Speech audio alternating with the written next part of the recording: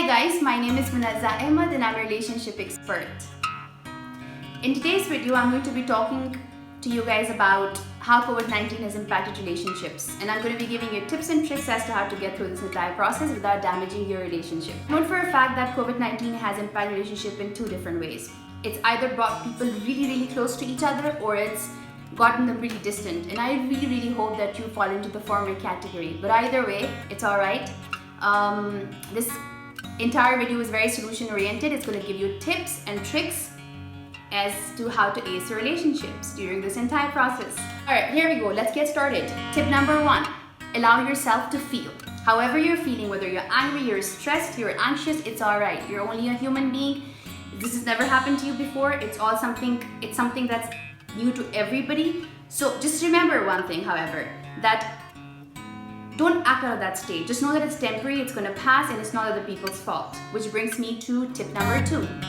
Recognize that it's not other people's fault. Whoever you share that physical space with, they have done nothing. They've not cursed you. They've not brought COVID-19 upon you. So they're in it as well, and they're dealing with it in their own way. Which, if you come from that space, it's more of an understanding place, and it makes you empathize with the other person, as opposed to getting you away from that person. It kind of makes the bond stronger, because you kind of are facing the same issue together. You're in it together. So common grounds, commonness, and connection.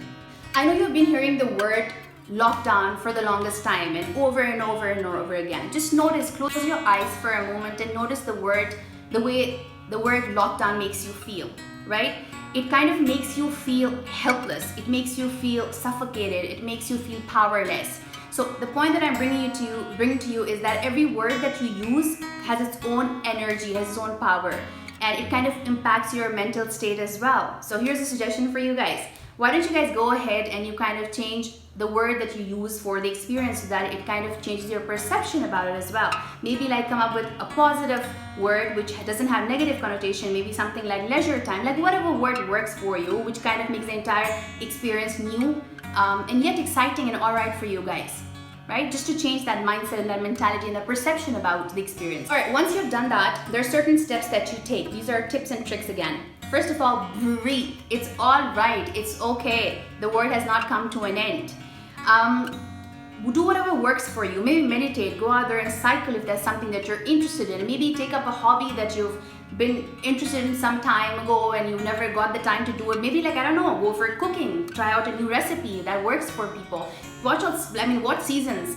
Here's a recommendation for you guys. Never have I ever. I watched that lately and I really liked it. So just basically do things that keep you occupied, keep your mind off it, and that kind of keeps your life going and your day kind of exciting for you. Partner, here's a suggestion for you guys. Why don't you guys kind of go ahead and head out while you've taken all the precautionary measures, put on some nice song. Maybe like do a one-on-one thing where that person plays, your partner plays a song that he loves and you enjoy it with him, and then you play something that you love and you both together kind of enjoy it. And that kind of again brings you closer. Crank up the volume, bang your head, just get in there and enjoy that moment and that time, and head back home and sleep it off. Alright, here are things that I think you should not be doing. First of all, avoid watching the news. It does not help. You're not working for CNN or BBC. You ain't no reporter, right? You see, the more negative content you consume, the more negative you feel. So refrain from doing that. You've heard it enough. You know what the situation is like. Do the best that you can. Just don't put yourself in a negative, unproductive state of mind, because it's not going to help you much.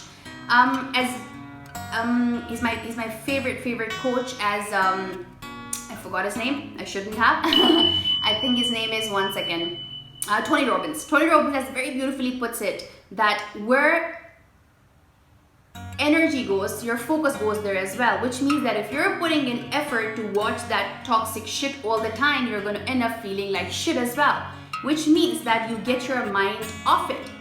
Don't watch crappy content, because you're going to end up feeling crappy, right?